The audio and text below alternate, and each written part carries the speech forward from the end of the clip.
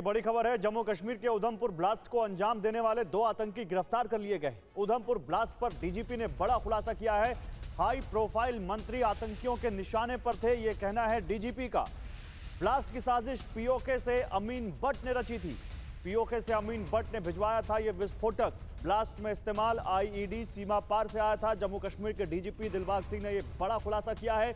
सीमा पार से ड्रोन के जरिए पहुंचाया गया विस्फोटक पुराने मॉड्यूल के जरिए आतंकी हमले की साजिश थी। जम्मू के डोडा का रहने वाला है अमीन भट्ट, जो कि पीओके में बैठा है और उसने ही यह साजिश रची थी। उधमपुर में कुछ देर के अंतर पर 2 ब्लास्ट हुए थे, एक रात में और एक फिर तड़के सुबह, जिसके बाद वहां पर यह आशंका बढ़ गई थी कि कहीं ये कोई आतंकी साजिश तो नहीं है। पुलिस ने 2 लोगों को गिरफ्तार किया है। उधमपुर ब्लास्ट मामले को अंजाम देने वाले 2 आतंकी गिरफ्तार किए गए हैं और डीजीपी ने जो खुलासा किया है वो और भी चौंकाने वाला है। डीजीपी के मुताबिक बड़े मंत्री आतंकियों के निशाने पर थे। जो पाक नवाज फोर्सेस हैं, एजेंसीज हैं, वो जम्मू के अमन के माहौल को खराब करने के लिए और खास तौर पे जब जहां पर कोई हाई लेवल विजिट हुआ तो इस तरह की नापाक हरकतें और साजिशें की। आपको याद होगा कि ऑनरेबल प्राइम मिनिस्टर का विजिट जब हुआ था तब जैश के 2 फदाइन जहां पर जम्मू शहर में आके ठिकाना बनाए बैठे थे ताकि उस विजिट के साथ साथ कोई बड़ी कार्रवाई करें। मगर उस वक्त भी ये अच्छा हुआ कि पुलिस की सतर्कता के रहते टाइम से पता चला और उन दोनों आतंकियों को न्यूट्रलाइज किया गया और जैश का बहुत बड़ा मॉड्यूल जो था उसको ध्वस्त किया गया।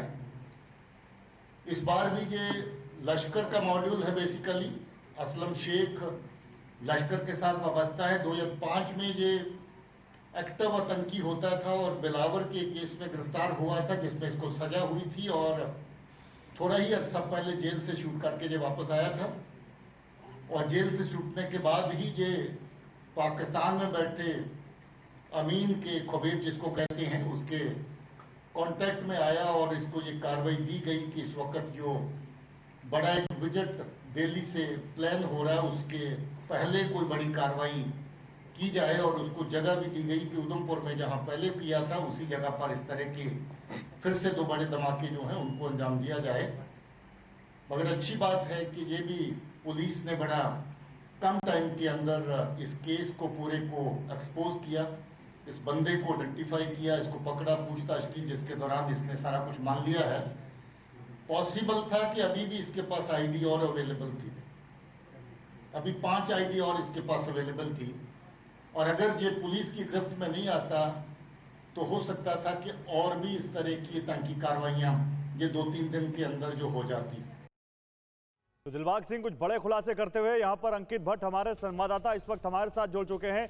अंकित, दिलबाग सिंह जो भी बता रहे हैं वो तो साफ साफ गृह मंत्री अमित शाह के दौरे से जोड़ रहा है इसको। वो कह रहे हैं दिल्ली से एक हाई प्रोफाइल मंत्री की विजिट होने वाली थी, एक बड़े मंत्री उनके निशाने पर थे। तो क्या गृह मंत्री के दौरे से पहले ये आतंकी साजिश उनके दौरे को निशाना बनाने के लिए?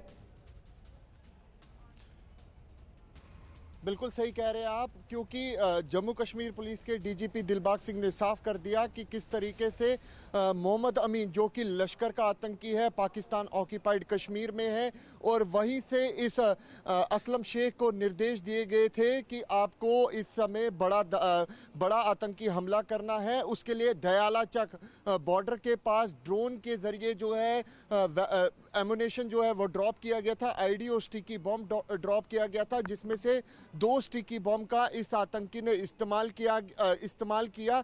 गनीमत ये रही कि उस समय जब ये दोनों बस में ब्लास्ट हुए तो कोई नहीं था। लेकिन बड़ी बात ये कि इससे पहले जब उधमपुर में ब्लास्ट होता है तो इसी आतंकी का नाम आता है जो इस समय पीओके में है।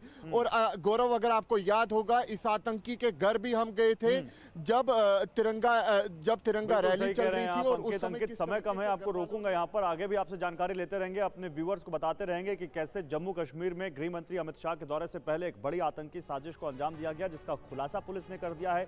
आतंकी गिरफ्तार कर लिए गए हैं और एक बहुत बड़ा खुलासा एक बड़ी आतंकी साजिश का